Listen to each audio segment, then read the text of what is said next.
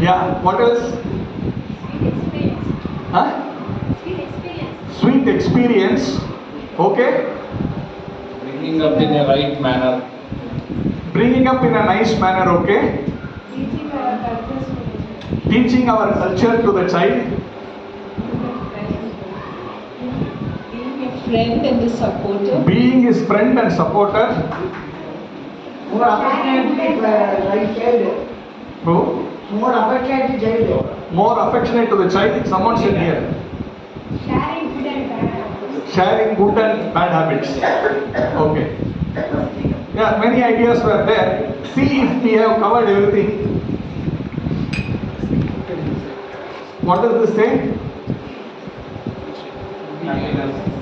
What do you see here? It's about children, right? So is parenting about children? That means now, right now, what all you said is just to do about disciplining them, giving them love, giving them this, giving them that, giving them that, your culture, giving them your ideas, giving them your sharing. So many things we mentioned. So is that what is parenting? So we have covered, right, whatever you have said. I am trying to see, is that all is parenting?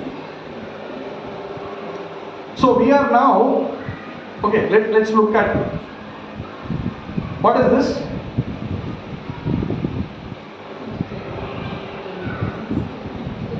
They are not able to handle the kids.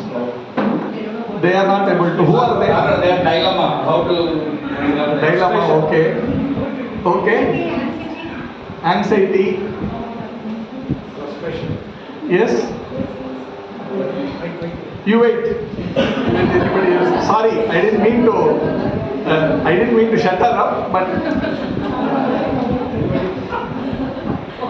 anybody else? Who are they? Parents, right? Young parents. Or is it about you? Now, when you are talking about parenting, now we are all only thinking it's about that child. What about you and me? Does it have to deal with me? Or is it all about dealing with those children outside?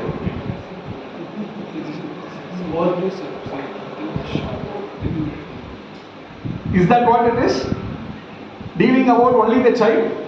Or you? What is this?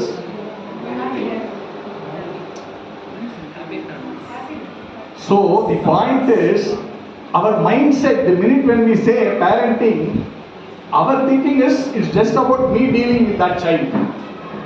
That means I am all perfect. Now I have to give this to the child, I have to give that to that child, I have to give this to this child.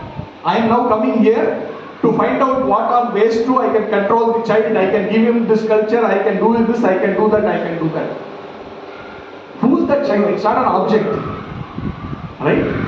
The child is a being. And therefore, I also said to do a parenting, what should I be? What should be the things that I should develop for myself? Right? We are ignoring about ourselves. I am only thinking, everything is about that personality, whoever we are saying is the child. Right? I just want to think about this a minute. That means we are taking a higher ground. I am saying now, I am all okay, everything is good. Now it's all about that kid there. Right? Generally, that's natural, right? I am parent, I am protective, I have given birth, I am everything, I am everything. And the child has to understand my perspective and then, do as I believe what is right. This is our sense of parenting. But in reality, parenting means, am I in a position to actually guide these two other persons? Forget about the size of the child. It's also about me. This is my humble opinion. Let's look at it from that perspective. Right? It's not about me giving gyan to someone, but I also need to see how much really do I do this thing in the correct way. Am I qualified? Just because I have given birth to a child, do I have authority over that being? Right?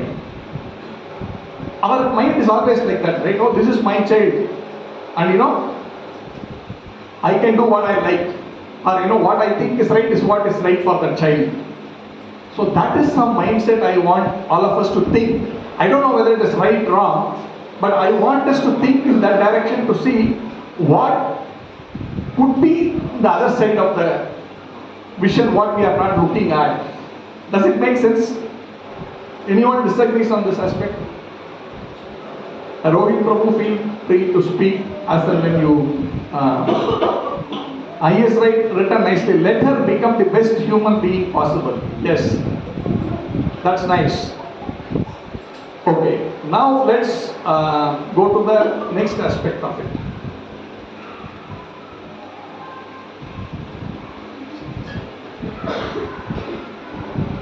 So we will deal with these 3-4 different parameters that we discussed. Maybe about the child, about me, and whatever else is there.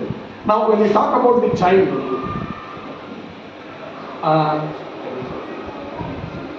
again, what do you think? What are the different dimensions of a child?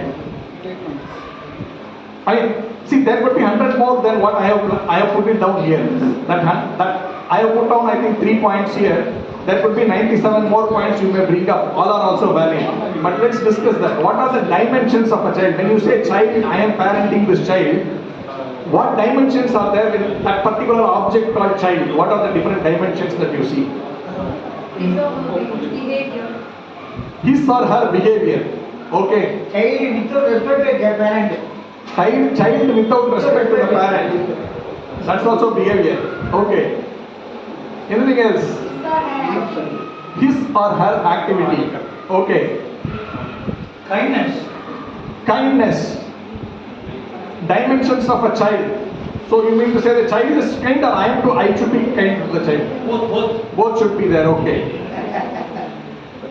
The package of child, what does that mean to you? It's a replica of what we do. It is a replica of what we do. Very nice. Have this in mind. It's a replica of what we do. Maybe we can discuss this also. It's a very valid point. What else is a child? So it's like curiosity to learn new things. Curiosity to learn new things. Curiosity to learn new things. A child is actually a bundle of curiosity to learn new things. Yes, Haribol, you wanted to say earlier also. I'm sorry I stopped you. Huh? Dependent on the parents as well as environment. Dependent on the parent as well as the environment. That is the child what we are dealing with. Okay, nice, thank you. Depends on the age of the child. Depends on the age of the child. No, what I'm saying, when you say child, what are the different aspects to the child that we are doing? Depends on the age. Okay, the age of the child also is one of the dimensions of the child. Okay, what else? The emotions, feelings. Emotions, feelings of the child. Very nice. Emotions, feelings of the child. We are not dealing with objects here, right? We are dealing with a bundle of life. That is very nice. Anything else? Ego of a child. Ego of a child. That means me, not you. Me. That is there in the child also. That is different from you. Very nice point. Anything else? Character. Character of a child. Okay, very nice. Ambitions. Ambitions. Okay.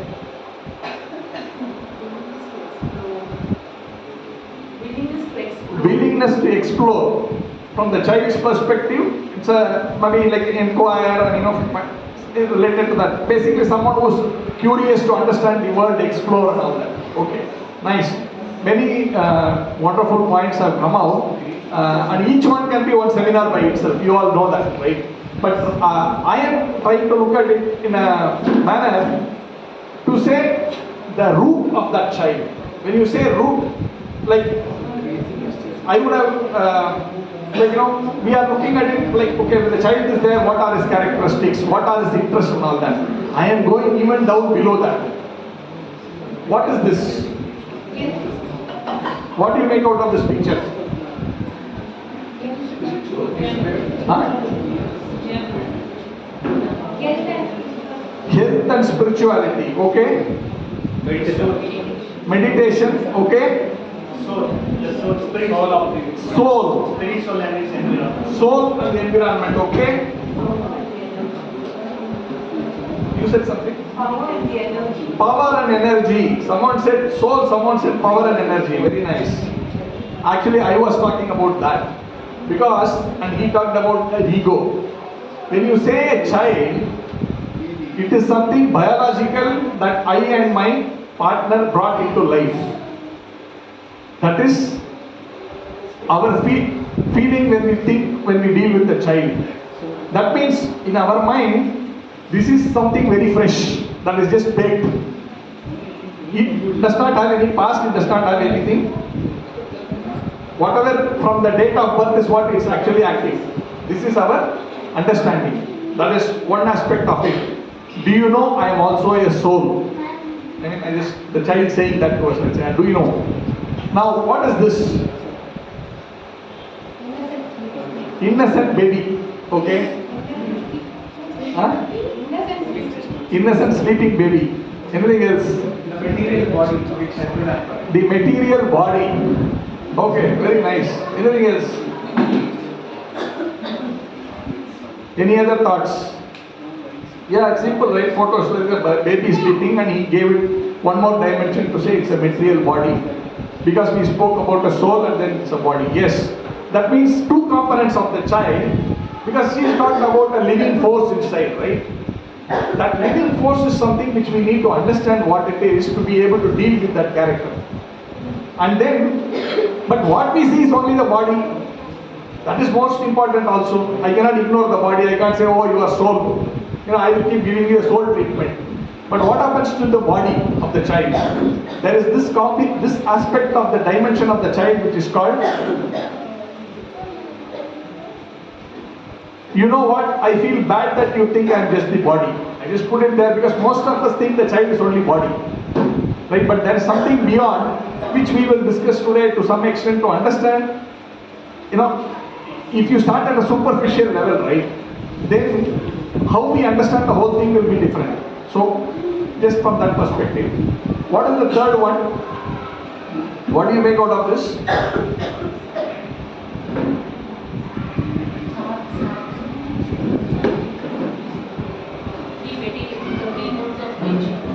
Three modes of nature. I don't understand what is three modes of nature. Very technical for me.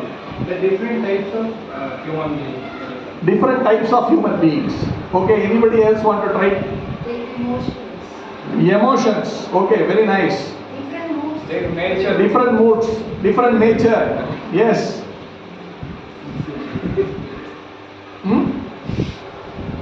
Okay, I think whatever I wanted to convey, you have got it there. I have different characters, right? This is something which you cannot wish away. And in fact, that is the major thing that you have to deal as a parent. Right? This is the major thing that we are not able to understand from the child's perspective. We are not able to understand this properly because a child, one particular child will be very quiet, very soft spoken, very well behaved, very mild, everything may be there. There may be another child who is like, bubbly all the time, running around, making our life very miserable. You can't cope up with him, but he is not miserable. We are not able to cope up, that is our problem. Maybe I need to go to the gym. Don't think that child is too hyper. Right? The problem is with me, not with the child. If he is hyper, that means he is very active. He has got the strength, he has got the energy. You be happy that your child has got energy. The other child is very sober, very calm. Don't think, oh, this child is not even bubbly at all. That child is in a different sphere altogether. These things we need to deal with. We need to understand this psycho before we can actually try to control the child or help the child. So many things came, right? I want to facilitate, I want the child to learn, I want to make him understand what I want to say. Whether the wavelength are there to understand. When I am giving something, now if you are all closed in your mind, will you receive anything from me? No. After a few minutes you will walk away.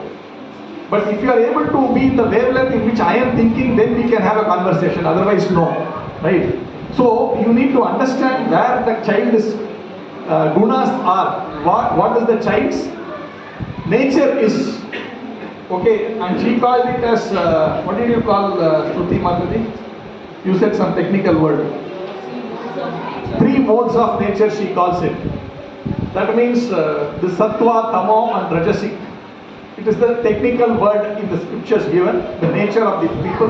Sattva means a child who is sober, who is like calm, very well connected, he is just simply not too hyper, all that.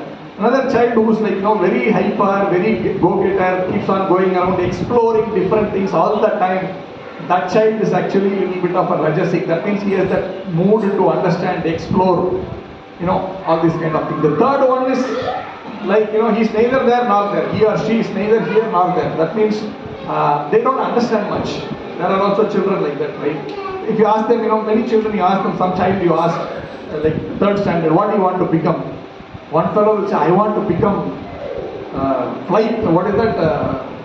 Pilot. One fellow will say, I want to become a quantum scientist. I don't know what is quantum, but a child will say quantum scientist. One become the doctor.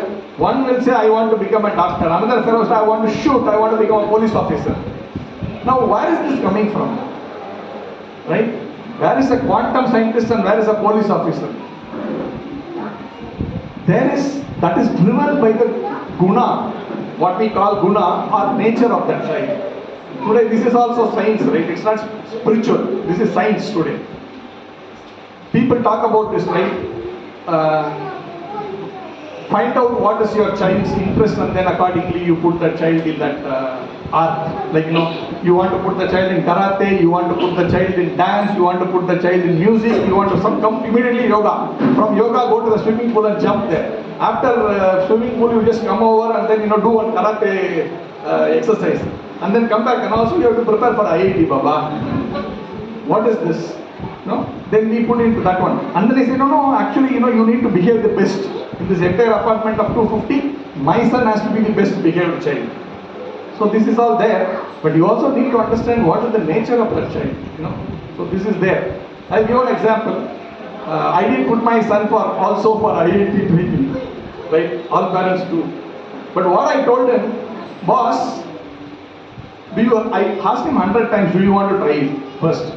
Right, because everybody is putting, I also wanted it, my son is in IIT and okay, I can also pull up my gun, my son is in IIT. But then I was thinking, does this guy want to do it in the first place? I asked him, Baba, would you like to do? I want to spend X number of whatever, 5 lakh, 7 lakh, if you have to spend, please think through and let me know. He thought through, and then he came back and said, Papa, I will give it a try. It's not like, whatever, 11th, 12th, okay, you put him in that specific kind of thing. All along I have been telling him, just don't, just because you have committed and put my 5 lakh and in the line, don't worry. You do your best, if you don't get it, it's okay. He tried, but he realized it is not his cup of tea. That doesn't mean, IIT is not his cup of tea, but that doesn't mean education is not his cup of tea. That clarity we need to have. Okay, if you took a risk of 5 lakh or 10 lakh, whatever you all take, today you all will be spending 2 lakh for LKG only now. Right? But then, you let them do their best. But don't, just because you have put the money, it is not that he has to deliver for you. That is something that comes from the guna of that child. You need to be mindful of that. Now let's go forward. This one I had put because I wanted to highlight a particular verse from the Bhagavad Gita, because these are all related to what we are speaking today. And I'm sure Quran will also talk about this, and so will the Bible talk about it. I'm not talking here spiritual, like Hinduism, Muslim, Christianity, no. I know this one I'm saying. If you can quote from there, I'm happy to accept that. Now let's say, see, it says, that which pervades the entire body you should know to be indestructible. No one is able to destroy that imperishable soul. So I am talking about that first point we put, right? That energy that she talked about, and which Vinay said is the soul. You may call it whatever, but understand there is something behind this body what you are seeing.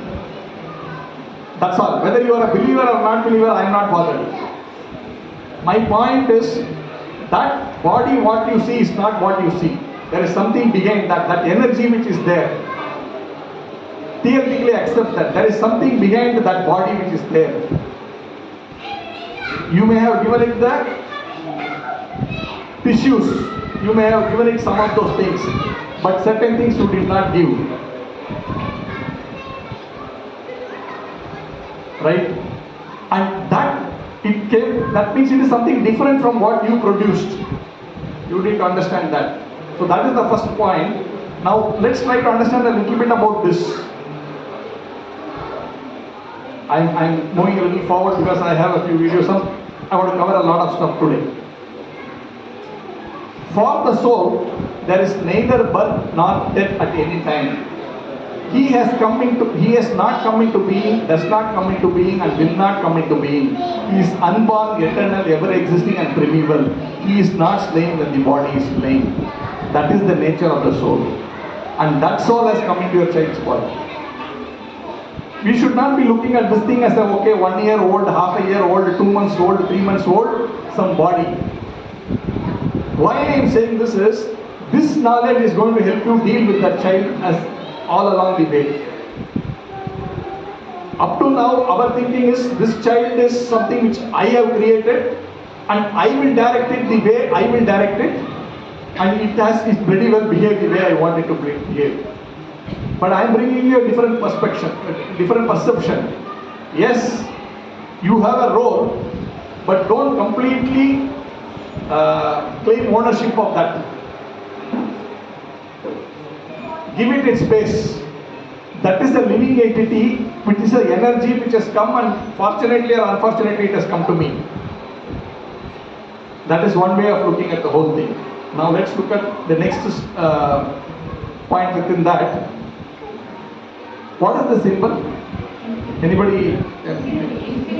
Infinity. Very nice. Never was there a time when I did not exist. Nor you, nor all these kingsmen, nor in the future shall any of us cease to be. This is the words of the Supreme Personality of Godhead. He is telling Arjuna, Arjuna, I have always remained and you have always remained. Your son also always remained, or your daughter also always remained. It is not like Krishna is saying to Arjuna, and those two people are only always like that, but my child is not. Your child also always existed. Right now he is so small, whatever. But the energy within him has always been there. That is what is the point that Krishna is trying to make, which I am trying to highlight here. The next one is, as the embodied soul continuously passes in this body from boyhood to youth to old age, the soul similarly passes into another body at death. A sober person is not divided by such a change. How does it connect to me for this topic? I need to understand this energy is also passed from some other body and come into this body, and I happen to be the instrument in bringing that energy to life into this material world. And to that extent, I own this child. But he or she, whatever it is called, that energy has had its own journey. It has got very varied experiences which you may not have got. He may have been a pilot earlier. You may not even know how to drive a car. You be mindful of that. Not that, I am the knower of everything, and I will have to impart everything what I know to this child, and this child doesn't know anything. No. It is there. I will also bring in some, and we'll see that in the next couple of slides, so that I don't want to waste time there. What is this? Cloth is there, and what's happening? A woman is selecting that cloth. That hand looks like a woman's hand to me. I don't know if you all differ. But anyway, one person is selecting a cloth. So what's he going to do with that? She will wear it. Then? She will? Okay, then after that what happens? After she will change. That's why so many dresses are there, right? The same thing. As a person puts on new garments, giving up old ones, the soul similarly accepts new material bodies, giving up the old and useless ones. So this concept of this child coming, that energy's earlier body is wasted for whatever reason, therefore that energy had to quit that body. And he has now taken a fresh body and you have been grateful to give that body to that energy. This is what is basic common sense. The child is not something which is freshly baked by us. The body is baked by us. But that energy has always remained. Are you all with me up to now? Conceptually at least. You may believe in a soul, you may not believe in a soul, you may call it energy or you may not call it energy also. Whatever. But for this purpose you understand, sometimes we say no. Sometimes we make some assumptions in life. Because that assumption may help us run this thing better. Right? It may be true, it may not be true, I don't care. If that assumption helps me to take the thing forward, I will use that assumption, right? I don't care whether the assumption is right or wrong. By that assumption, it helps me position in a way that I can go forward in that particular matter. If I am intelligent, I will accept it. So if you accept, then you get it. In sense, you are able to relate it to why I am saying. If you don't accept the soul, that's okay. But at least theoretically understand that maybe there is something behind that body which I am seeing. If I, for namesake, accept it, how does it help me? This way you can look at the whole thing. Enough of your speaking. Let me see something. Okay. Fair enough. I have a video for you. You have to be a little, I don't know if the volume is up. Okay. Okay. So,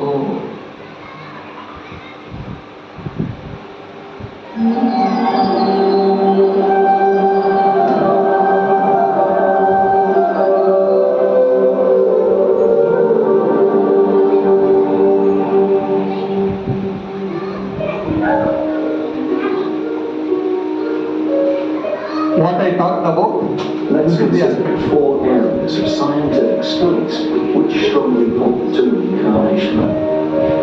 1. Hypnotically induced past life memories. 2. Spontaneous past life memories. 3. Near-death experiences and out-of-body experiences. And 4. The phenomenon of consciousness. Let us consider the first, hypnotically induced past life memories. When trained hypnotists help people to recollect their past going back to their childhood, infancy, and earlier, research has shown that more than 90% of all hypnotizable persons furnish memories that indicate previous lives. The past life is access process in the subconscious. And because subconscious has all the memories, perfect memory, from the time we started our journey as a human. Let's turn to the second, spontaneous past life memories among children. I worked with several children. They all remembered their last life. It was amazing. And then when they go to school, they sort of get brainwashed. And forget it. Only later, 20 or 30 years, should they experience some spontaneous memory or undergo a hypnotic experience, do they remember? But my experience with children is almost all they go to school, almost all of them, had some glimmer and could tell me what they were, who they were, what they did in their past life. Let's move on to the third among the scientific evidences for reincarnation. Near-death experiences, NDEs, and out-of-body experiences, OBEs. Near-death experiences, or NDEs, are experiences of extraordinary visions and perceptions during periods of unconsciousness among people who are medically dead or nearly dead due to causes like accidents, diseases, surgeries, or attempted suicides. the dead or the near-dead to test their amazing experiences. NDEs and ODEs have been investigated by researchers from across the globe. All of us people investigating near-death experiences see the same pattern elements. Often one of the first things to happen right after that life-threatening event, often the first element of a near-death experience is what's called an out-of-body experience. Consciousness separates from the body and goes over the body. From that vantage point, they can see ongoing earthly events, which may include their own frantic resuscitation efforts. After that, they may go into or through a tunnel. Often at the end of the tunnel is a beautiful, mystical, unearthly light. And then once they pass into that very light, they may be in unearthly landscapes. Often they're described as being beautiful without any comparison on earth. There may be colors there that are so beautiful that they don't even exist on earth. They may hear music so lovely that it is beyond anything possible on earth. In these unearthly realms, they may have what's called a life review, where they see part of their prior life.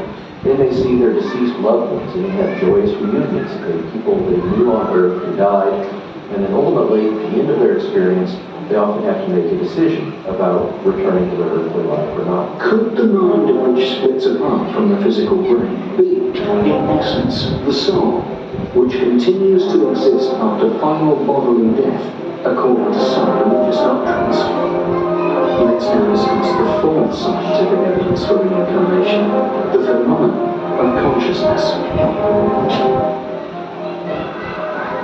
Many scientists today assume that consciousness is produced by the brain, but this assumption has neither been demonstrated experimentally nor explained theoretically to any reasonable degree of satisfaction.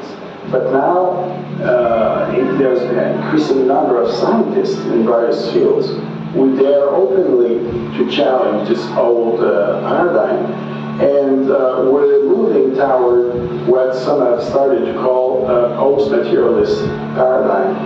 And now meetings are being organized and books are being prepared with regard to this post-materialist paradigm. So I can predict that it's only a matter of decades before we have a new scientific revolution, and this time it will be about mind, consciousness, and spirit. And it will be probably the most important conceptual revolution that we've ever had in the history of humankind. Thus, scientific studies in these four fields offer strong evidence for the existence of the soul different from the body. No wonder that Austrian scientist Rudolf Steiner remarked, just as an age was once ready to receive the Copernican theory of the universe, so is our age ready for the idea of reincarnation to be brought into the general consciousness of humanity. For reincarnation to come to the forefront of global human consciousness, humanity needs a systematic understanding of the soul and its reincarnation. So the point made here, in case some of you didn't catch it, there's one guy who was saying he has been researching with children, and he says many children are able to actually talk about something about their past, and they are able to retain that memory till about the time they go to school. After that they lose it. That is one point that we saw here. And the other guy who was saying science was not able to see this small object called energy or soul or whatever up to now, but today scientists are actually getting into that sphere. And he's saying that science is called beyond material, right? Material is anything which is physical, right? What we can relate to this world. But he's saying we are going there.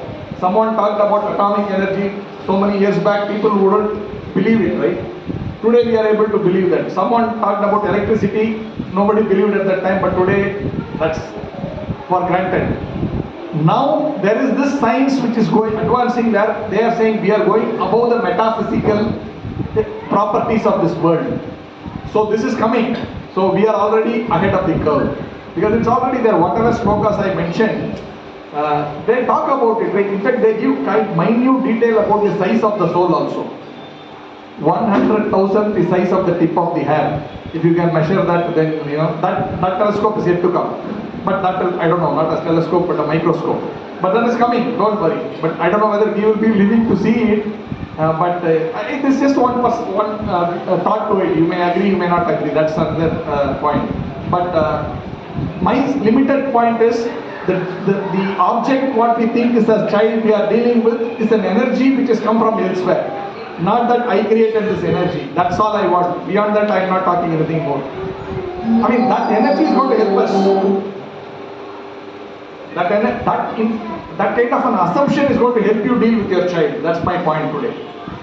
Now let's look at the next video.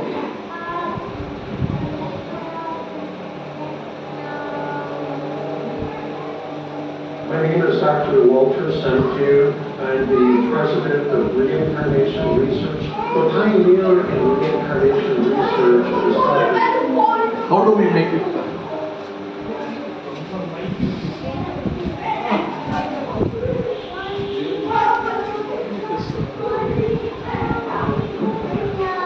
That is cool.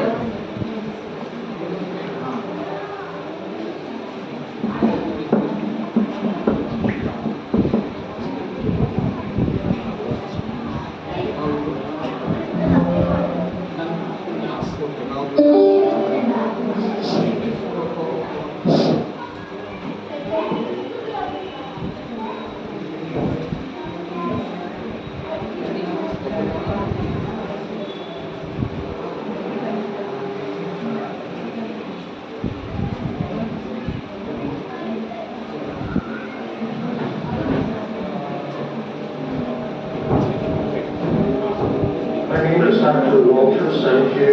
I'm the president of Reincarnation Research. The pioneer in reincarnation research is Dr.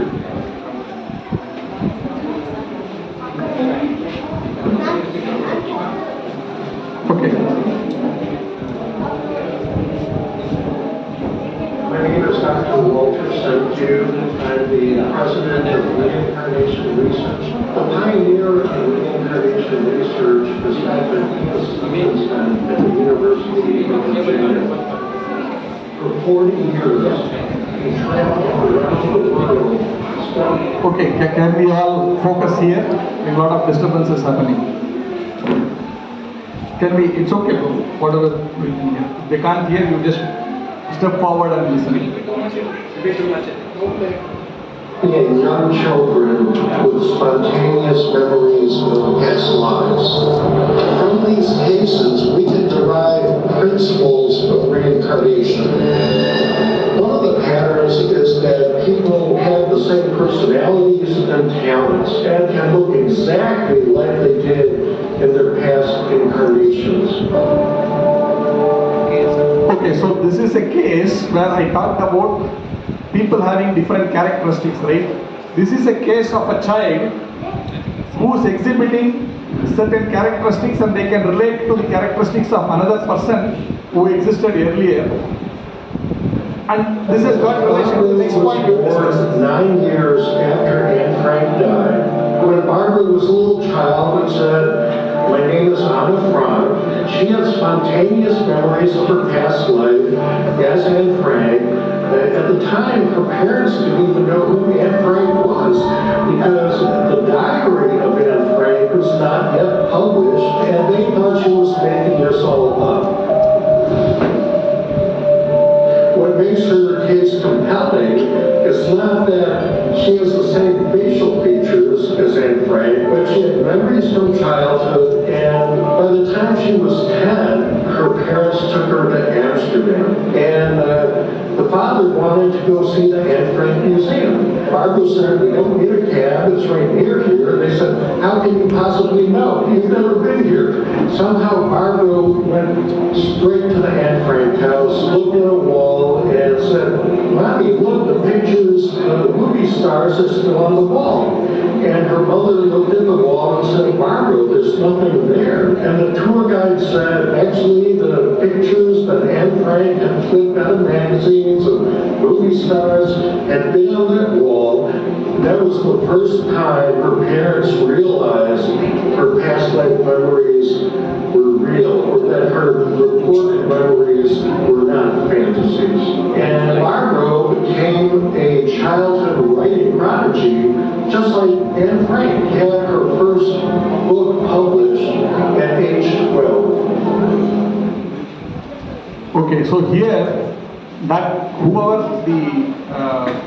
she was a writer earlier, and this child also went on to become a writer. And when they went to a particular place, she was able to say that this photo is not here. You know, these photos in a particular museum. And they said, what photo? There's nothing in this place like that. Then the museum, that history, they said, no, actually there was this photo what she's talking about. It was there in X number of years back. So now the question is, this is a personality who was actually now was someone else, now it is someone else. And the gunas are following her. So she was a writer earlier. This is scientific proof to say that that child has never seen this place, and she's saying there is this photograph already there and all that. But more interestingly, she's also carried that characteristics what she had as a writer. Have this in your mind when you deal with your child. This is not something which you created just like baked fresh. Sometimes this information is like opens up your different world altogether for you. Right? You know, please understand this. That's the reason why I put up these two things. I believe, I may not believe, but maybe, you know, these are facts. Someone is trying to establish like that. These guys are not spiritualists. You can see them. They are actually like, you know, that guy is into that research foundation head or whatever like that. Okay, let's go forward. Now this guna, what I talked about. Interesting stuff is coming up. I know.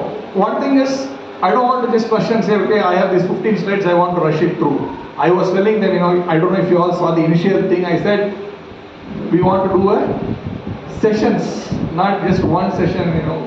I mean, it's up to you all. Like, you know, I mean, basically this is something like we try to understand rather than, you know, okay, I had one evening of listening something and then, okay, done. You know, so that could be, in fact, after that, it would be nice if you all have one session of sharing only, right? What she has some information of dealing with her child in a way, she can learn from that. You know, it's all the time about music and films and things. I'm not saying you are all doing that, but I'm saying, do we have an opportunity where we talk about these things which matter to us really? So, I mean, I don't want to rush through this. Whatever we can finish, whenever you all say stop, boss, I will stop, and we will continue. This is my thought. You all can decide. But I don't want to rush just to take it, okay, next. The blueprint of behavior. We'll have one more video, right? Before that, material nature consists of three modes. I already discussed this: goodness, passion, and ignorance. When the eternal living entity comes in contact with nature, oh mighty armed Arjuna, he becomes conditioned by these three modes. So that energy is originally very pure.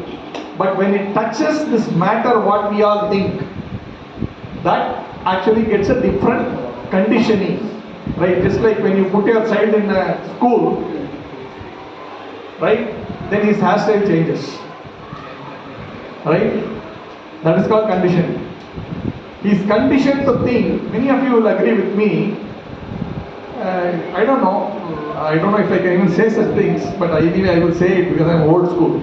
Like, you know, some of you may put on tilaka to your child, like this tilaka, some tilaka earlier. You would have put when you went to school. Now you put that to your child, that child is very uncomfortable. What does that child know here? Why? Because he's gone there and he or she is associated with so many other people who don't do that, and then he is conditioned to think this is not something which I should do. But my father and my grandfather and my grandfather, everybody did. But I will not do because my peers are not doing. So that is called conditioning. The child, when you first put it there, he didn't have any objection.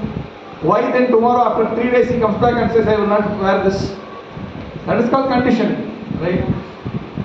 So this hairstyle which comes up, influence of the Shah Rukh Khan and the Amir Khans and whatever Rajni Khans and of the world, the movie releases, then everybody's hairstyle changes. This is called conditioning. When someone puts the tilak, we look down upon them. But when someone does a crazy haircut, we say a wonderful fashion here. Anyway, so let's see this next one to talk about these gunas.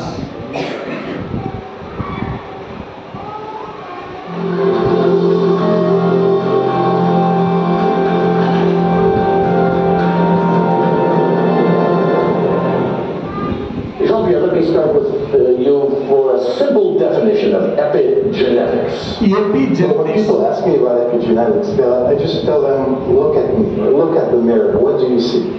What you see, if you look at me, you see skin, you see eyes, you see hair. If Superman was in the audience, you'd also see liver and lungs and bones and all of that. And we have more than 200 different tissues in our bodies. They're very different, they don't look alike, they're very stable. And here's the mystery. We have 200 tissues, one DNA sequence. So Dr. Watson, when he discovered the structure of DNA, couldn't explain that. How could you go from one DNA sequence to 200 different tissues at the same time, in the same person? And so in the 1950s, Conrad Weddington, a biologist, was studying this question and postulated there must be something that works on top of the DNA sequence, and this is where the term epigenetic. There is something on top of the DNA genesis, and that is something which we need to understand. So that's what is talking right now. Because there is one DNA, but there are 200 elements to that. They are not able to understand how it is possible. This comes from epigenetics, and at the time he didn't know what it was, but he said there must be something that modulates the genes in different tissues. We now know what it is. Francis, a little bit more on the word epigenetics. What does epi mean? Epi and top of, above, genetics, obviously now we refer to that as the DNA. So these are all factors that come around the DNA and ultimately affect how likely it will be that the DNA is read or not. Possibilities of trauma or famine affecting what happens in people's physical lives 3, maybe even 4 or 6 generations later. Children of PTSD in various horrible things that have happened in the past bearing these marks. Enormous implications for law, for society, is it not? Yeah, enormous implications. And one of the most interesting implications is that about 10 years ago, when the human genome was sequenced, some scientists were saying, well, that's the end. We're going to understand every disease, we're going to understand every behavior.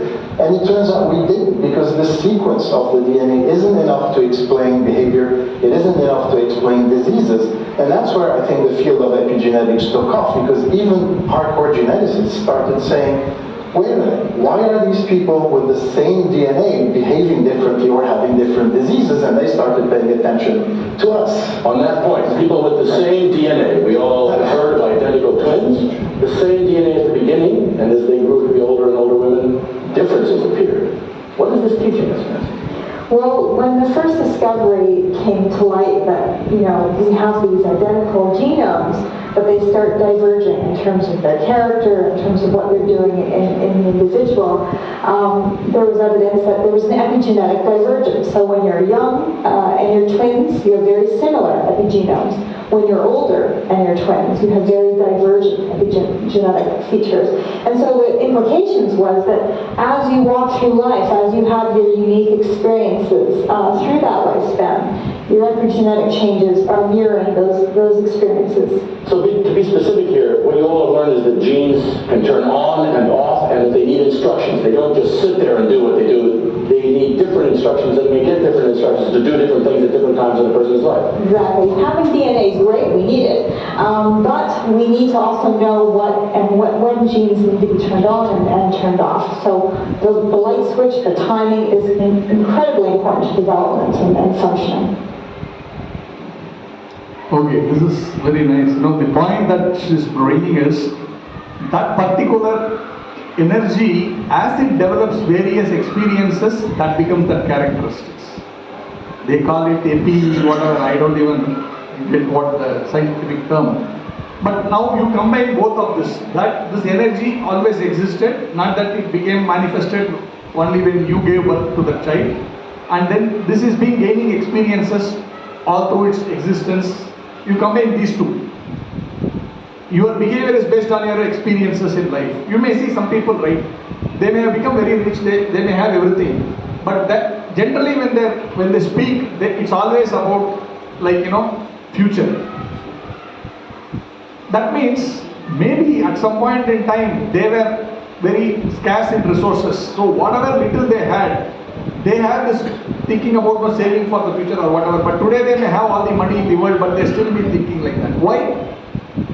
It's not applicable anymore. But I am carrying my old experience of what it is. And if you are able to link it with the earlier one to say, I have always existed even before I became your child, Baba, then I carry those gunas with me. And therefore I behave in a way I behave. You may like it, you may not like it, you may want to influence it, that we will come to next. But you accept the child as it is in the first place. That's my point. Now, there are many amazing things which, in course of thing, I discovered also, right? Anyway, you and I have been experiencing it while dealing with the child, but this is a very systematic way of trying to understand it also. Let's go forward. Is that right? Okay, now we go to the how to influence the behavior. Now we will come to the next point. We do understand, I have gathered my own experiences and I am driven by my experiences. Whether I am a child, I am an old man, whatever. And as parents, as all of you were saying, I am responsible for this child. I have to give this to this child. I have to care for this child. I have to do this. I have to do that. How can you influence that child? He or she is coming with his own set of thoughts in his head. This is what it is. Now you or I, as the parent, want to change that course because I believe this is correct. I don't know whether that is correct or not. I am not going there.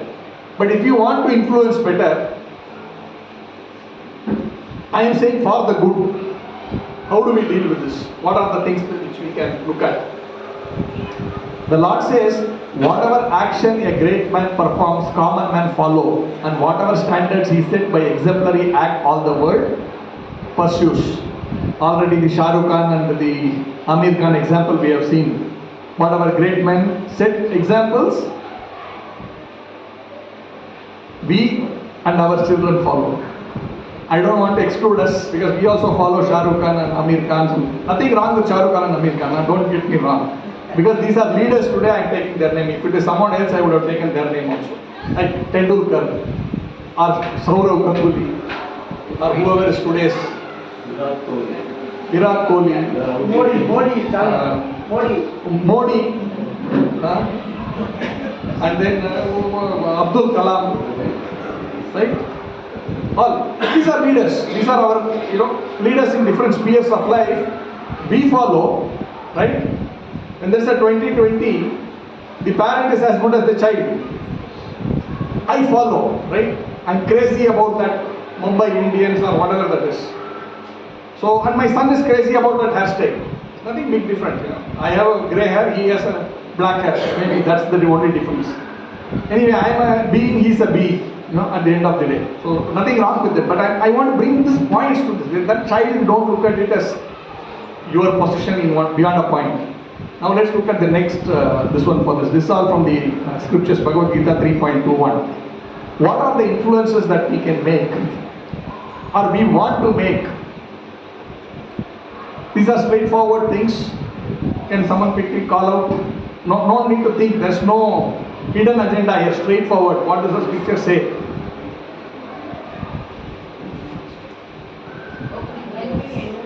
Respect for elders, helping elders, system. What is this? Equality. That is different from respect. Equality. It's a big word, right? Do we treat our servant's child, or does our child treat our servant's child the same way? Right? I know of situations where children are traumatized because they have gone to these big schools.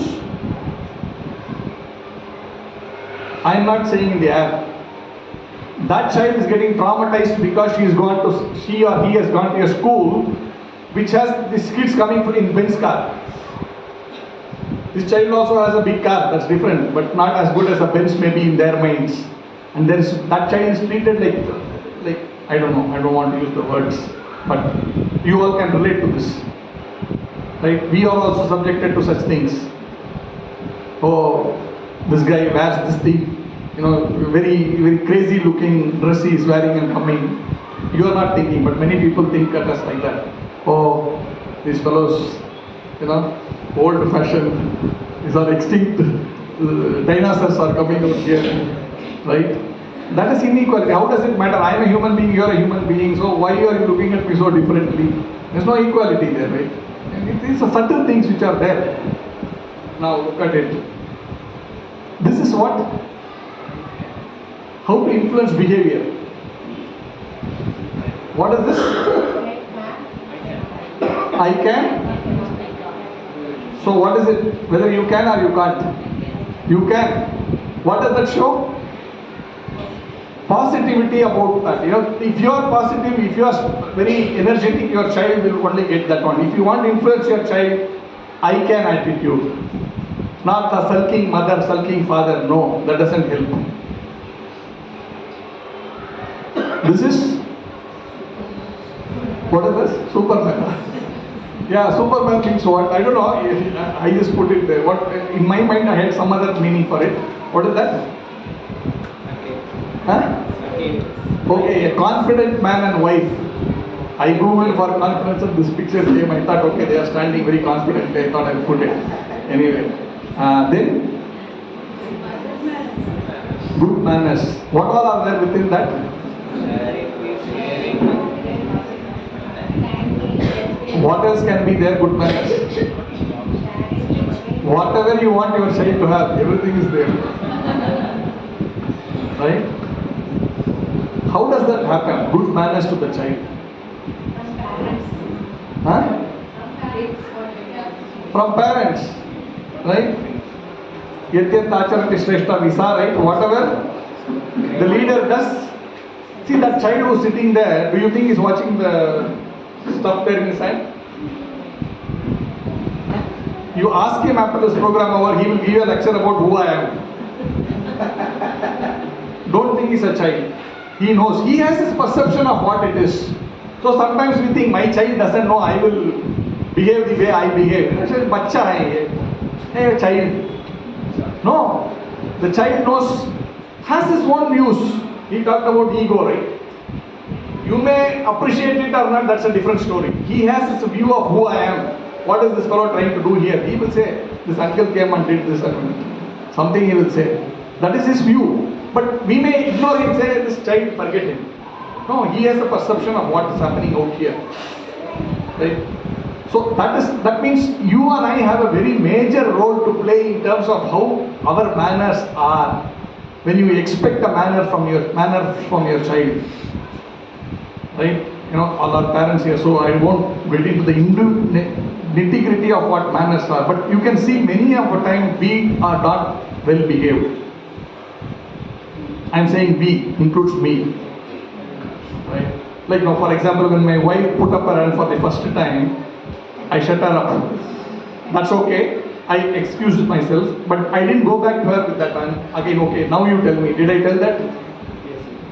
No, that is only the second question she put up, I said yes. First time I ignored her. That's not good manners. That may be my wife. But I didn't do it wantonly, but that is subconsciously done and my son is watching. Appa can ignore his mother and mother will not fight back. Now it goes into his head. I will ignore my wife and she should not fight back. Right? Women can relate to that. So can men. It has happened to men also. I could have been there and my wife could have been here, that's all. Right? But the point is, are we super conscious about our manners? When I expect my child to behave also like that. Now up to now we have been talking, saying, I want my child to do all these things. Right now I have not spoken anything about child. It's all about you and me. First if we correct ourselves, the child will be perfect. Our child is already perfect. Session is not for the child, it's for the parents. Okay, we will talk. I'm just making some lighter moments, but don't get me wrong. But sometimes we don't think these angles, right? You go on Google about parenting, you will get 1,000 videos. Or you can see, what good things you can do. That any of you will do. So this session is not to simply. I want to bring in a certain view, a perspective which you and I can carry home like that. What is this? I can't do this. Loyalty. Equality. No, this one is not equality. Red color. What is the color? Equality. Equality. Okay. Equality. Respect, equality. Here is another equality. Again, I think I wasted one picture in it actually. Justice and fairness. Right? How many times in a day I am unfair? In my office, in my apartment, in my dealing with my wife, in my dealing with my child, in my dealing with my government, and then I expect fairness from my child.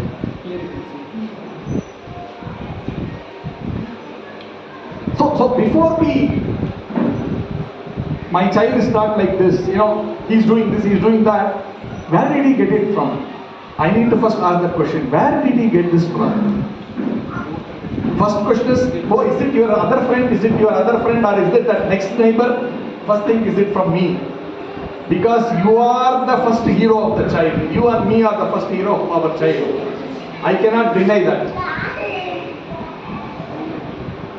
I am the first hero. I may have later become a villain. That's a different story. But the child first looks up to me for every direction in life. And if I have not set the right example, don't expect your son to do super stuff. Not possible. This is ethics, morals, values, truth. What else is there? Honor, sense. Yeah. Net, what is this? What value system that we have is what our child will imbibe.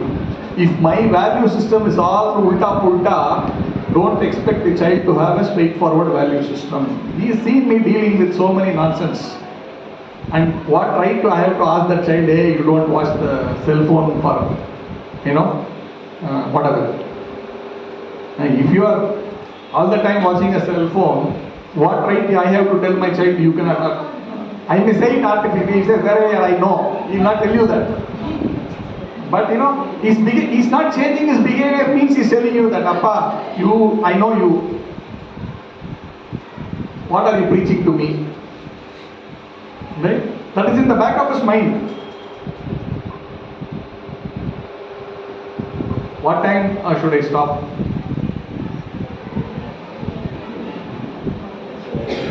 It is 8:17 now, 8:18. 8:45? 8:45? Okay. If there is anything left over, we will. Up to now, are you all with me? Yes. Is it not something which you didn't expect? Like parenting. Somewhere relatable? Okay. How to influence behavior. Then how not to influence behavior. The Supreme Personality of Godhead said, it is lust only, Arjuna, which is born of contact with the material mode of passion and later transformed into wrath, and which is all endeavoring sinful enemy of this world. That word called lust, from that everything emanates, all our evil behavior. Now we can look at some of those things that are there. What is this? Angry. Huh? Fight, angry. Sad. Huh? Sad children. Children are sad because Children are parents are fighting. Children are sad because parents are fighting. Then anything else?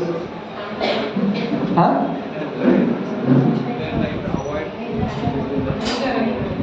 Yeah, bhai. What do you want to say? Anybody else? Little louder.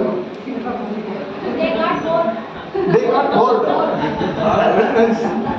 They got bored of the fighting of their parents. Very nice. Okay. I never thought like that. Very good. That's why I'm saying there are different perceptions to one thing. I never thought children will get bored of them. I only thought very protective. Parents are more considerate to children. Parents are more? More considerate to children. More considerate. More conditioned. More conditioned to children. I didn't really get you. More conditioned. Like that. Okay, parents are more conditioned children. Okay, anything else? They feel left out. They feel left out. See, from this, the child, as I said, is learning. First thing is, this is undesirable because these children are fed up, or they are bored, or they think, this is how life has to be. And in that, one of them will win, or one of them will bash up the other. And what are they learning? I need to be violent, and I need to silence my partner. That is the objective. That match going in the end is that what? Me or you. And whoever wins, it is going to have an impact on that. Now, assuming this is a boy, he is going to think, my wife should get this treatment and I should win. And if it is the boy, if it is a girl, she will think, I need to be very careful with these guys. So there is something which is developed even before you develop a relationship. You have a block in front of you. And it could happen the other way around. Many houses, women win. The boy is afraid all the time of women. Because women are danger, like tiger, for him. That's what I'm saying. Then you will feel him having dealing issues with women. Right from avoiding women, so many things may happen. And he may come and join ISKCON and you will say ISKCON has made him a brahmachari. I'm just joking. Right? It's possible. Right? So these things have an impact, and are we mindful? We are shaping these wonderful small minds. How mindful am I about this behavior? Very important. This one? Huh? Caring. Caring, huh? She says carrying. What are you saying? Huh? Loneliness. Caring becomes loneliness. Yes, very good. Next, anything else? Spending time with the child. Anybody else? Tug of war. Tug of war. See, two different views. Tug of war. Senior man has given the verdict. My point of putting this is tug of war. See, if you see, the child is there and these are too far apart and pulling the child in each direction. This happens in every family. Appana petta, ammana petta. How many times we have asked this question? But we didn't mean anything wrong at that time, right? But what are we trying to say there is, I am doing the mental game with my wife. This is mine, you more. This is what I am telling. And the child is able to understand that. And he is actually sad that I am getting pulled and pushed like this. I need both their love equally. I am not getting that. This we already discussed. Me and my phone and my laptop and my WhatsApp and my Facebook and my latest what is that? Instagram. Snapchat. Laptop. This is another object. I may have to deal with it for some time. The child. But for me, Facebook is more important than the child. I'm not saying you have. I'm just saying these things are there in today's world. Sometimes we may unknowingly enter into that territory. Are we conscious of that? All that is what I'm trying to highlight that. This is what? There is a bridge and there is one guy lying on that bridge and one fellow is watching over him. How we misuse other people. Right? If I do that, how we misuse our other people, like it could be a servant, it could be a gate watchman, or it could be a car driver, or it could be some dog, wherever, whatever. But my behavior impacts that child. He thinks this is how that watchman has to be treated. You see? And then I expect equality, I expect fairness from the child. How is it possible? What is this? Dual character. Dual character. Anybody else? Facade. Huh? Facade. I don't know what is facade. It's trying to, you are trying to do something which you are not. I am trying to do something which I am not. Duplicity, facade. Duplicity, yes. Duplicity. Duplicity, facade, what else? Okay, we are there. So if I am putting two faces, who is the first person to know? Wife and the child. Right? Wife and the child. My neighbor will not know. But my wife will say, hey, rascal, I know you, rascal. She is telling the wife. And the son is saying, Appa. You know, I can feel that. Right? So, and you expect the child to be, everything perfect. Devata. Problem. We abuse, not here, it's a statistics, it has been given so many animals or whatever. But then we give a pet dog to the child and say, you do this, but we are abusing animals, we are killing animals, we are doing so many things. And then you keep this pet dog. But I am killing so many animals all over the world. This one. Yeah. None of us may smoke, but I may do so many other things. Right? This is exploitation. 4 fellows are sitting and making one fellow drag that car. Unknowingly we may exploit someone. And my child is also seeing, okay, this is something which is acceptable because my hero, my father, my mother, day in and day out do this. What's so new about it? In his subconscious mind, this is not even wrong. You say, what are you talking? I don't even know this is wrong in the first place because he is only seeing this a day in and day out. Then this is gender inequality. How many of us think women are the best race in the world? I think. And how many think men are the best race in the world? Right? Huh? He thinks like that. Okay. He doesn't think. Okay. Fine, whichever way, but this is not right. At the end of the day, when you are talking of a soul, I need to respect that person, whether in whatever body, it doesn't matter for me. That's an energy which I need to respect. If I don't do that, my child is not going to do it for sure. So this is something which we need to be mindful about. And the last one is, can someone read? Real knowledge is to know the extent of one's ignorance. Real knowledge is to know the extent of one's ignorance. How ignorant am I? Confucius. I should know. They say, right, if you know your weakness, then you have half the battle won. Half the battle won, right? In office, they say that. First, you know what is your weakness. Any project you do, you know what is your weakness. That is 50% of the project done. Now, if you don't do that, then there is no point. So, I need to be aware first. I cannot be ignorant. I should be aware. Many of us are ignorant of what's happening around me, my own behavior, but I expect everything hanky-dory with my children. That is living in a foolish paradise, fool's paradise. It will never happen. Don't expect your child to change. But at least you be aware it is happening because of this. Then I can change. If I am not even aware how it will change. This is something for us to introspect. I have put some sample examples.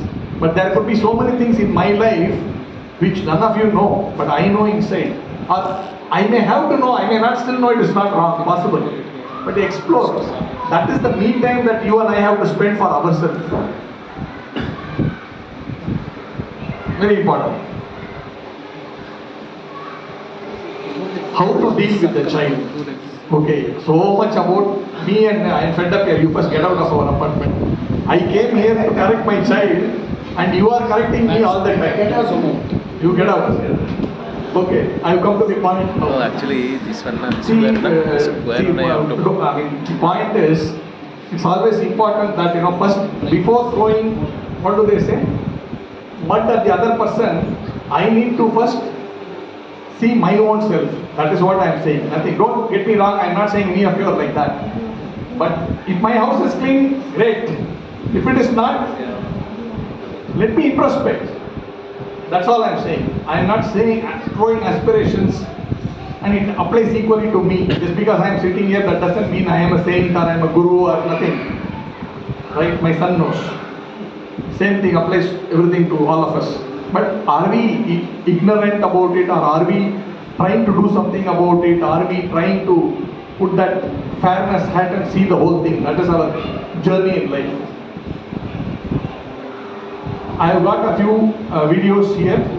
Types of parenting, good correcting technique, what mood I should have when correcting the child, signs of bad parenting and how it can affect the child. We can see here one or two of them.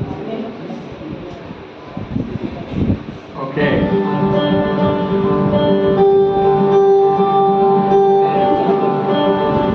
Looking at the Indian parenting, classically there are four kinds of parenting styles which the world talks about.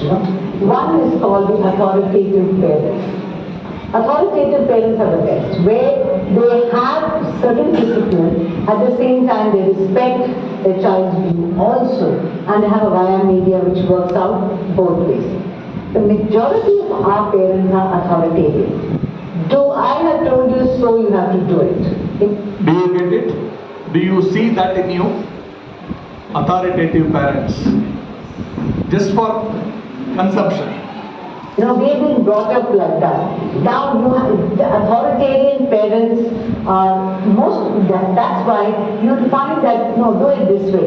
Even when they're teaching their child to play this, put the block like this, no, that's not the right way. So I always ask, are you learning or are you asking the child to learn? Does this make sense?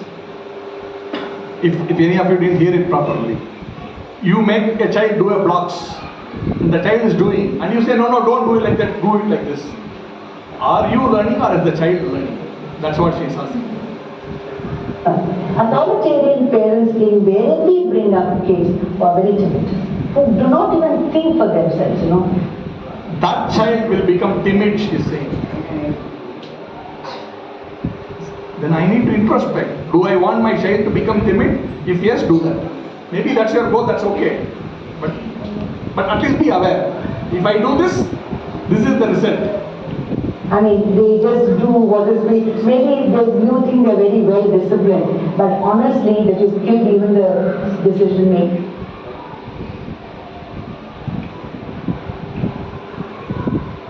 Okay, that's one question which I will take. I'm sorry. Authoritative parents have certain set rules which have to be obeyed, which should be consistently done. If you believe in your culture or something which is not acceptable, please have that rule consistently. Not that today kabhi na, everything in Hindi. Today yes, you can, today somebody is sitting, so you're crying, you get a chocolate, tomorrow say I'm not going to do it. The child never understands. Authoritative parents will probably apologize to their friends and say, sorry, my child is misbehaving, but I'm not going to do it to him. So that you're not, the child really comes to know that I will get my way, certain things, I will be listened to, but at the same time, I have certain guidelines which are set. The third are the very permissive. Authoritative, the point that she's making is consistency. If you say no one time, that no has to be all times. Otherwise, the child is confused. And today she said like that, tomorrow she says something else. I really don't bother about it. But if you are consistent with that message, the child gets it. And he or she learns in that aspect. I don't even understand. The child is allowed to do anything and everything. He wants to drop this, he can. He wants to pull your hair, you can. He can slap somebody, he can. Hit this somebody. Now these children will grow up. These things you have experienced. Some parents think their child can do anything to everybody else. And they think it's child only, no? Let it do whatever it wants to do. Very aggressive because that child will become very aggressive because he knows nobody will anyway correct me. I am Dada here. That Dada mentality will become, today we are saying no, our parliamentarians are all becoming hooligans. You saw right, MCD, whatever, the Delhi stuff. Who's to be blamed, I don't know. Is it the parents or is it the whatever, anyway. Stop them any limits. And the last is absolutely non-reactive. Come watch me, you're so, I think those parents must be quite in depression themselves or something, because nothing affects them about the child. You're neither correcting nor, and they grow up to have really children who are very, very hard for them, because they do at least the authoritative permission expressing some love somewhere, But the ones are absolutely non-reactive, the children, I can see there's nobody for them. So your style of parenting is well.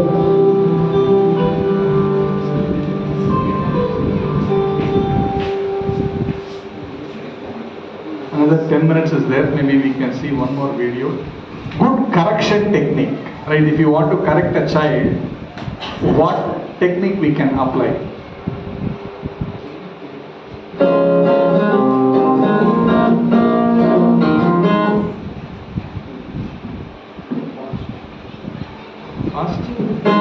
In my practice, when parents come to see me, they're usually feeling pretty frustrated with their children. And part of them hopes that I'll know something that will get through to their child once and for all. But it doesn't work that way. It takes time to learn these important skills. As parents, I think what we need to do is to be good bosses. We've all had good and bad bosses. The good bosses are the ones who help us to be successful and notice when we get it right. So, a good boss, it's not about bossing. The good boss's objective is to get the best out of the subordinate, right? That's a good boss. Not someone who's authoritative just to show that I am the boss. And that's what she's saying here. The bad bosses are the ones who yell at us after we've messed up. So the good bosses are all about teaching. And that's what parenting is about too. Too often when parents hear the word discipline, they think punishment. But really what we're trying to do is help children learn how to behave well. Right? We get it right. Why we get angry at the child is we want the child to learn something. But that is not the way to make them learn. That's what she's saying. Your objective is nice, but how you go about doing it is not going to work. Rather than trying to figure out what punishment fits this crime, I think a more useful approach is to ask, how can I get this child back on track? Sometimes that means having the child take a break to cool off and then try again later. Sometimes the best consequence for misbehavior is to encourage the child to make amends.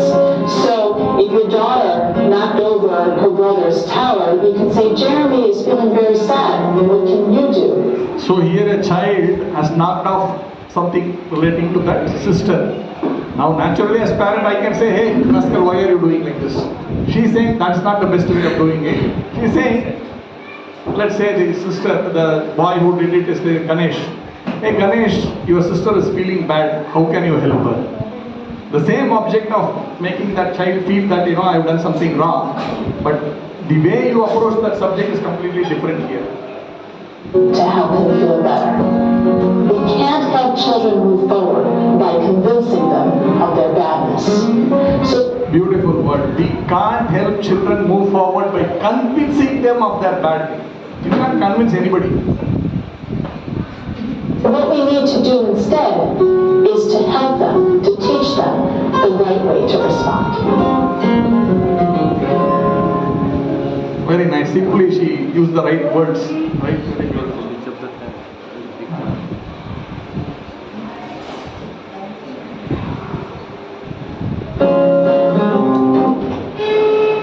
This is a 10-minute video. This is quite good also. I think we will stop after this, if that's okay. A lot of ladies, they keep asking that I lose my temper and I tend to hit my kid. Now that is happening to mothers who have kids right from the age of 2 till whatever teenage kid. So though here the question is not about how to manage the kid, it's more about how does the mother manage the temper, or how does she control herself in that moment that she shouldn't hit the kid, or is hitting the kid fine? I don't know, so if you can just throw some light on it. Hitting the kid, is it okay? And of course, and after hitting the kid, kid, the mother feels so guilty कि मैंने मेरे बच्चे को मारा, अब मैं क्या करूँ? How my kid will not trust me again. तो it's like an entire circle. तो अगर इस पे आप कुछ बता सकते So the answer actually is very, very simple. Very, very simple. If you ever go inside your kitchen and if you put sugar in your mouth, what kind of a taste would you expect? Sweet. Sweet. And if you put salt inside your mouth? Salt. Similarly, the greatness of any relationship is born when you and me understand what to expect from him. Let me repeat the sentence. Even I'm so thought in understanding you just said. A very simple thing, right? What to expect of what? Now see, will you ever wonderful. Have a little sugar in your hand and say, I want you to taste like salt. How many times have I told you? Put it inside your mouth and if it is not tasting like salt, how do you behave? You drink the jar of sugar. Similarly, your child, you have given birth to it. Now you have grown the child. So let's say 2 years old. That's the smallest we are talking about. From a 2-year-old child, I'm not saying what do you want. I'm saying what should you expect? What will you expect from a 2-year-old child? If you expect a 2-year-old child to live with the maturity of a 20-year-old child, will the child ever be able to do it?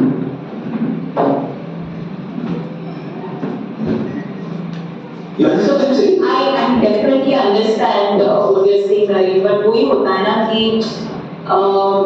because why I'm asking this cross questioning, because a lot of ladies keep messaging and keep asking us this. मैं मेरा patience कब तक रखूँ?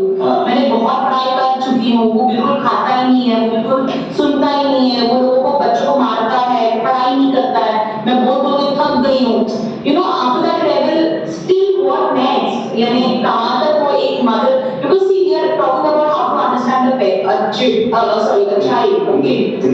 I am actually trying to support all the mothers कि हम लोग उनको भी कब तक, I don't know. I'm just I am trying to understand what you want to say. So I completely understand. So I need to answer in a few parts. Part number 1 is know what to expect from. Okay, agree. Different age groups हर बच्चे अपने वे में react करेंगे. So we need to understand कि हम उनसे कितना expect कर सकते हैं. 6 साल का बच्चा है, they will not be potty trained. They will do susu on the bed, probably 3 times. That night they will 102 fever. But what do you expect from a 6-year-old? You go to Registan, you go to Rajasthan in the month of May, you won't carry a sweater with you. There will be a know what to expect from her. That is part number 1, very crucial. So if I go to a Tommy and ask a child, will I expect the cutlery of a Taj? No. Therefore, I can enjoy the time with the child. Because I know what to expect from there. This is a sign of immense maturity and a simple solution to people. Our expectations don't match what can be given by them. And that is why all this frustration happens. So this is one part of the answer. Let me give you another part which probably the mothers will like. On this day I have to work a little. I was with about 1,000 Jawans in Hyderabad a few days ago. And we were having a very beautiful session. To get a long story short, one point that we made over there, for which I got a kind of a standing ovation from Jawans, learn how to feel good about yourself. Learn how to feel good about yourself. This is something which he talked to 1,000 Jawans and he got a standing ovation from that. That's what he was saying. Which is what I put, what mood I should have while correcting my children. Listen to this, very nice. Learn how to feel good about yourself. There may be 10 things which is not okay in you. If Sonia comes to know me personally, she will find 10 things which is not good in her. 8 is good. And Sonia tells me those 10 things. And everything Why is she only seeing what is not okay? Now that irritation, in all probability, will come on us. So there is a mother-in-law who, let's say, creates pressure on the child and the child goes through another problem. The mother-in-law puts some pressure on the daughter-in-law and the daughter-in-law gets irritated. The husband does not. The chain reaction of our behavior, how it is going further and further, is just trying to explain. Just to say, since maybe some of you are not able, the audio is a little too heavy or whatever. Saying, I go and tell my child, this is not wrong, this is not wrong, this is wrong, this is wrong, this is wrong, this is wrong, this is wrong. I go with that mood to the child and keep piling up so many things. The child is really like fed up with me. Right? There are so many things wrong with everyone. Now if you are going to pick up all the wrong things and keep on bashing him for that, how is he going to? But you need to tell that this is whatever. But how do you say that? That's what he will come to. Quality time and the wife gets irritated. The children left behind the important things at school and the mother gets irritated. Behind this irritation, there is a very subtle subconscious thinking called, did I not do what I was supposed to do? Your mind won't understand this, but that is how the subconscious works. To counter this, there is only one method. Find out what is the good order. So that you can have the good quality of finding good in people. So all the thing needs to do is call Priya and tell Priya. Priya, that photograph that you did that day was just too good. And she says that in about 30 seconds. And in 30 seconds, the good inside her gets very solid, powerful and manifested. And then when she talks to the child, she is not only irritated or frustrated. So he is talking about in what shape of mind you should be to go and address that child at that point in time. First, you should feel good that at that point in time you feel good and then you go and address that child. That's what he is trying to say. She is a mother who is feeling good about herself, who is talking to the child, and the way she talks to the child will be very good. So simple logic, right? If I am irritated, I am going to talk to you, you will not get nice words from me. You are going to get irritated words from me. But if I have to convey something to you, that is there. But if my mood at this point is irritated, then I am going to irritate you further. But if I am in a nice mood and at that point in time I have to go and convey my irritation to you, my words will be completely different than how I am saying the same things to you, at least the point. But how have I said that then to now is a big difference.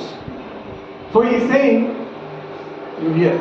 Understand that frustrations are happening. You are losing control over your emotions. You are about to go a little violent. Before you relate to your child, be with the child, interact with the child, please do something by which you feel good about yourself. It can be putting on the shade of lipstick which is offended. It can be taking the drawers out and just touching all the jewelry you have. No, it can be just going to your shoe rack and finding 3-4 shoes which you like, putting them on, walking 10 steps and coming back. But my appeal to all ladies, find ways by which you feel very good about yourself to help the world. That will move you into the right frame of mind, out of which anything that you do will be good. और अगर थप्पड़ लगा दे तो लगा दे तो seriously children. Having you talking about you meeting the children? I'm saying कि in case a mother has picked the kid, ठीक है अभी हो गया कुछ उसके बाद how to come out of it? Ask the child, whether what I did was not right. So I want to repent. Tell me what should I do. Simple. I'm sure all kids will be happy कि चलो मम्मा cake बनाते हैं या movie जाते हैं shopping जाते हैं and then moment will dissolve and then memory can fade off. So I think that's a very nice one. I think with that. And you also know whether you want to repeat the repentance or not. Therefore you be careful this time. You know what your mistakes are. So really liking the session today, you know, so you know what your mistakes cost you. When you go and say, sorry, what should I do? He says, you take me to the movie, you know what it costs you. Right? So you know how to behave next time with that child. So we will stop here with this video. I think one or two more questions will come. But this is There's simple. so much as mothers, as parents that we need to know. And one thing from my end, though I'm not a parenting guru or something, but I always tell my husband that, whenever something happens in the house, you and I have to be the same team. We cannot be in opposite teams when the kid is asking for something. नहीं तो बच्चे को अच्छे से पता है कि हाँ पापा तो हाँ बोलते हैं, मम्मी ना बोलती है, तो फिर पापा ही अच्छे हैं, पापा से ही मांगो. So always, what I tell all my friends also, that the husband and wife as parents have to be the same team to train and make the kid a better.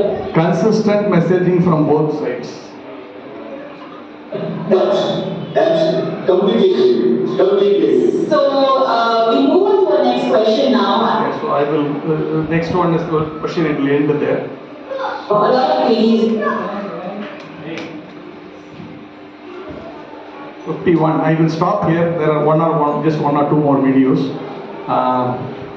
Let's stop here and take feedback.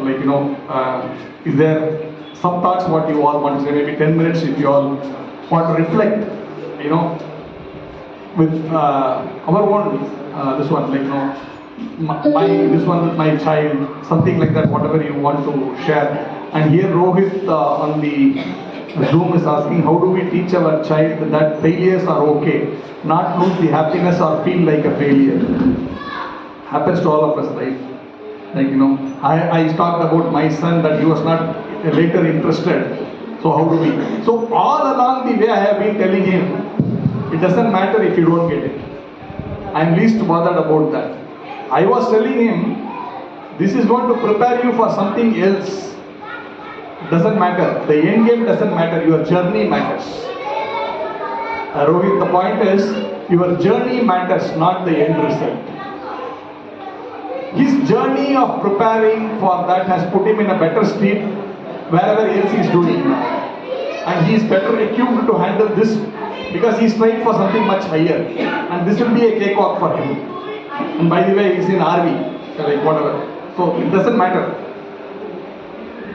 I'm sorry I took some examples, but these are to show that, again, the point is, it's not about the end objective, it is about the journey. Rohit, does it make sense?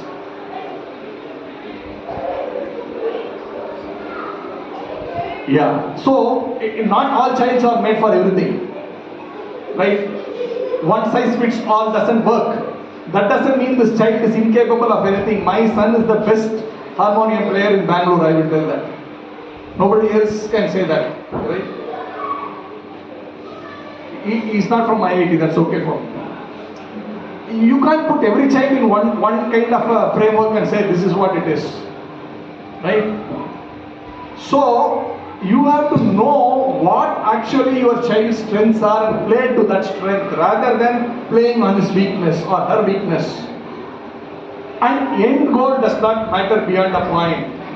The journey matters. Did the child enjoy the journey? Great. He will get what he will get because he's a soul. He has been journeying all along. And he will get IIT one day if at all he really wanted it. If he really wanted it, yes. Maybe it is not his cup of tea. He didn't want it. That's why he didn't put his effort. I'm okay with it. As a parent, you should have that mindset. No, I wanted to become a cricketer. I wanted in my life to become a cricketer. And I was reaching some levels as a cricketer and all that. But somewhere went up too close to the state and then somehow I didn't get selected. Okay, that was done journey. Then I was thinking before marriage only, I will have a son, he will become next Sachin Tendulkar. I had that in my mind initially. And then this fellow came along and I asked him, can you hold the bat? Then he had absolutely no interest in cricket. He had no interest, but he picked up harmonium. I said, okay, this is your bat. You play with this bat. I stopped that day asking him to play cricket. Because he is not made for cricket. At least do I accept that? But I allow him to do what he wanted to do. He's happy doing what he's doing and I am happy seeing him do something nice what he likes to do. And that is the game. So it's all about the journey, not that, it's just a byproduct. Okay, if I got to reach that goal, fine. If not, journey doesn't stop, right? But I enjoyed the experience, and that's what matters. And that makes the child actually a very confident person. He's not afraid of failures. And any child who's not afraid, who tries, is actually much better than some child who's always winning. Because that child will never be able to take a failure. He will go and commit a suicide. You know, this IITs, how many guys are committing suicide? Why? Recently also. Now they are changing the syllabus, I believe. You know, you have to, see, it sounds like a joke, but then what is wrong with our system then? If IIT is making such mistakes, then is there something not wrong with it? Because we are unnecessarily chasing things which we don't have to chase. That doesn't mean your child is bad, or poor, or doesn't have capabilities. No. He is made for something. That's why I came with the original point. He's had his own journey. It didn't start in your womb. Our father means when you give the seed, it didn't stop there. So I end here on this one to answer this question. If there are any other thoughts, comments, we can share. Hare Krishna. Yes, bro.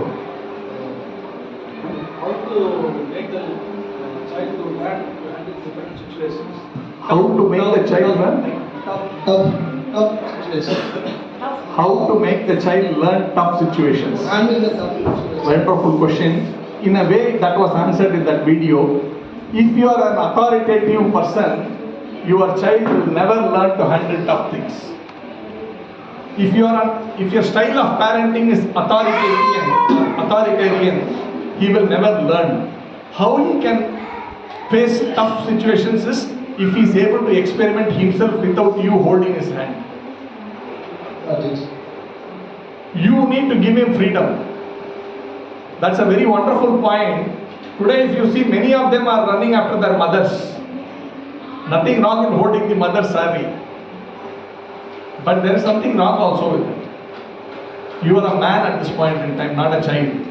So, when he deals with his wife, he should deal with his wife, not from the mother's side. Why? Because that authoritarian move he has been imparted into his head, that he is always looking for validation from the parents. He is not able to handle his wife by himself. Right? Does it answer your question? Yeah. Thank you. Basically, I am saying, let them experiment. You be a protective hand. Don't do the job for him. You are there. If he falls, you can catch him. But let him do. You be there. Right? What happens when you teach your child to drive a cycle? If you are holding it all the time, will he ever learn? You have to take your hand off and be there, ready. When he falls, I will catch him. Then he will learn and he will say, Appa, bye bye. He will learn fast. That is where your success is. Nice, thank you, Prabhu.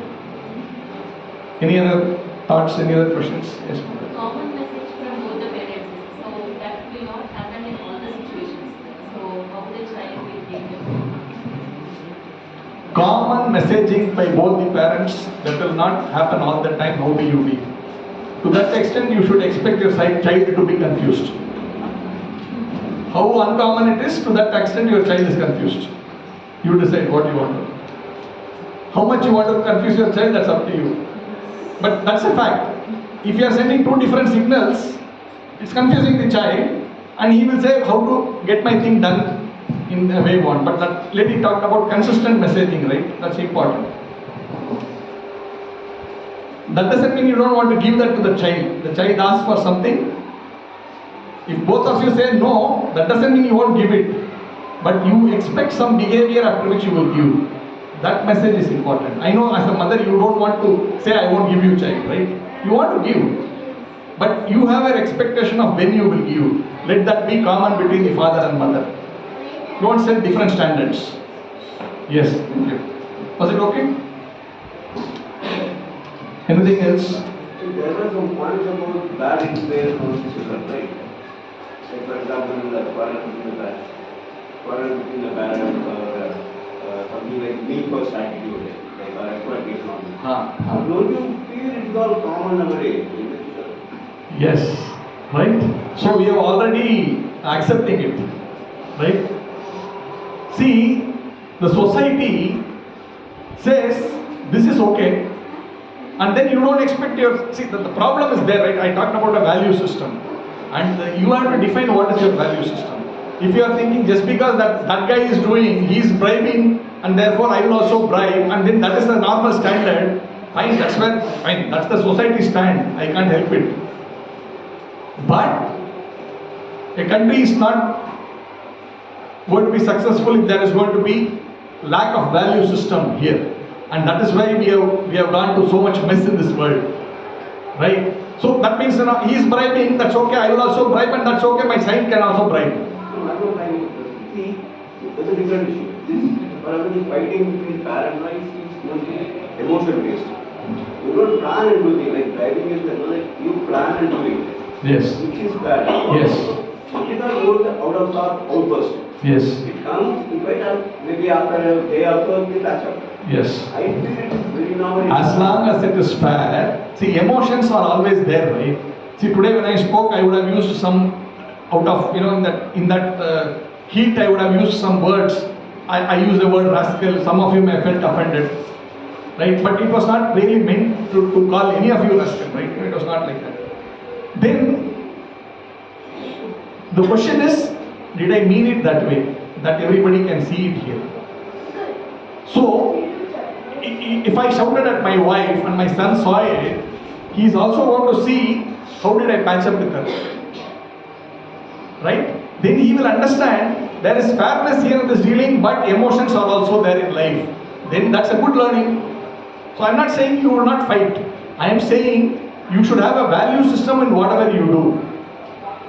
If you have, like I treat my wife with respect, I may shout, but I will also say, Haribol, I'm very sorry, I didn't mean it. Please forgive me. When I say that, he's saying that also. You see?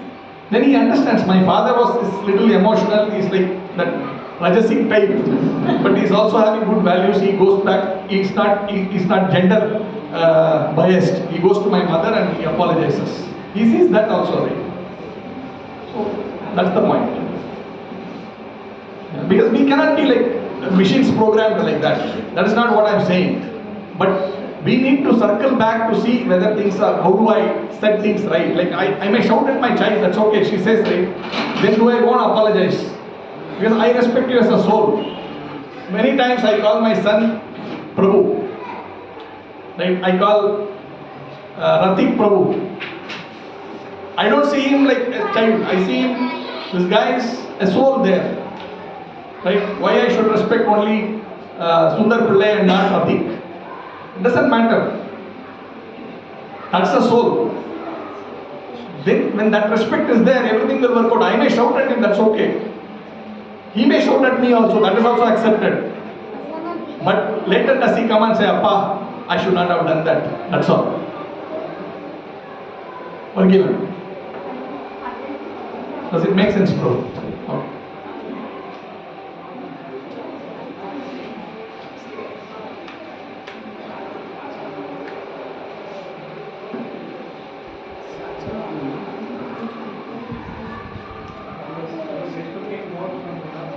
I was expecting more questions. Everybody is hungry, bro. I am drinking water, they are not even drinking water. My question is, sometimes we take this example as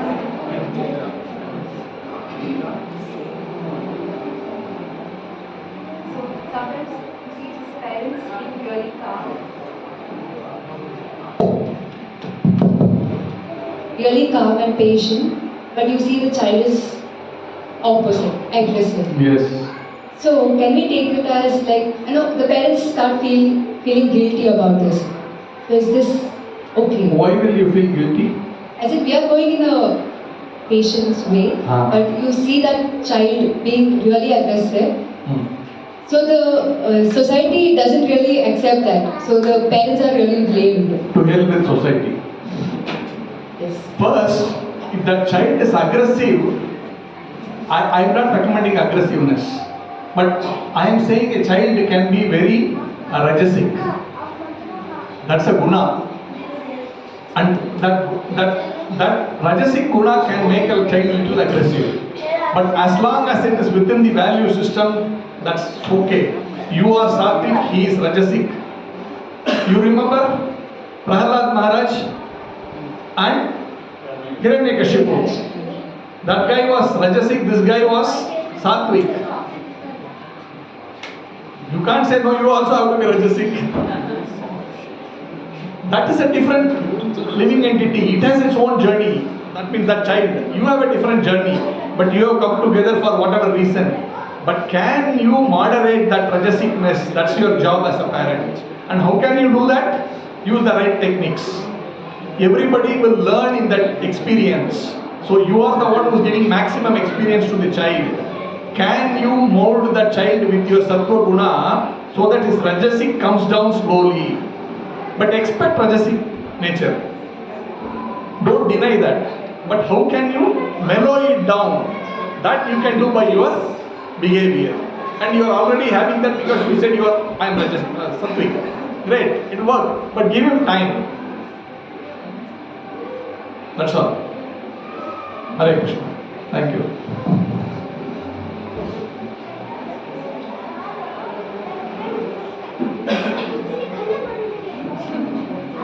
Okay, so all are restless now.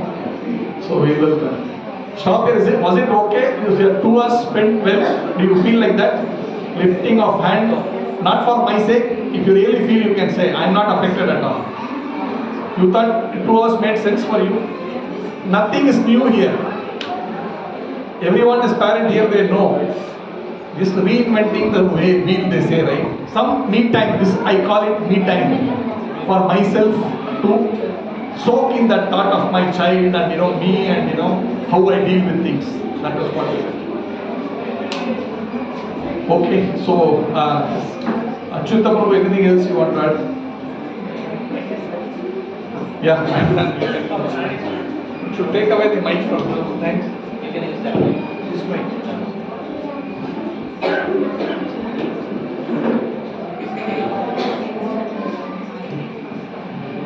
There are some good websites you can look at for parenting stuff, right? You can. That's not the idea here. It's more about this one. My recommendation is you continue to have this group and have some open discussions. That's your party time. Fine. All parents here you can discuss. Not necessarily I have to be there. Like someone of you lead. Just understand what's happening. How can we give suggestions for the others. It helps now. Community living actually helps in all these things. So, thanks for hearing about near 2 hours of a session, and also it is very interactive, very the interactive session, I believe. So, as Vidura Prabhu is mentioning, so this is not an end. It's just a beginning to kindle our thoughts towards our parenting. And if you ask any benchmark or anything like how the lessons or the examples what we have seen, still it's a big question mark. Can we go and proceed it as expected? By that, obviously there will be a small lacuna or some kind of things will be there. As he rightly mentioned, it's a journey, and whatever the questions, whatever the comments, still there is a possibility for us, among us, to discuss also. And on behalf of all of us, once again, thanks to Vidura Prabhu for thinking on this topic. Last Sunday, I think we had a discussion during last Sunday, and from that time I think he started thinking on this line. And thanks for all your 2 days. 2 days. Anyway. Fine. So the point what I am trying to tell, all is energy in paper in last 1.5 days. Thanks for that information, Prabhu, and thanks for thinking on this topic and giving the essence of all these parenting tips. And based on your feedback, we can continue further topics like what Prabhu always telling about husband and wife, art of being spouse. how it will be. I know that already Prabhu had given in different dimension the same topic between husband and wife, or art of parenting, like that. Further in future, based on your feedback, we can continue on that. And those who hesitate to ask any question in the common forum, now there is a food arrangement is there. So while having a food, you can interact with Vidura Prabhu. We are open for all your queries, and it's a beginning only. Thanks for attending. Thanks for hearing patiently for about 2 hours. Thank you, Honorable. Thank you. Thanks, Prabhu. Moving Prabhu saying, I will miss the prasad. Fine, Prabhu. Thanks. We can have a dinner.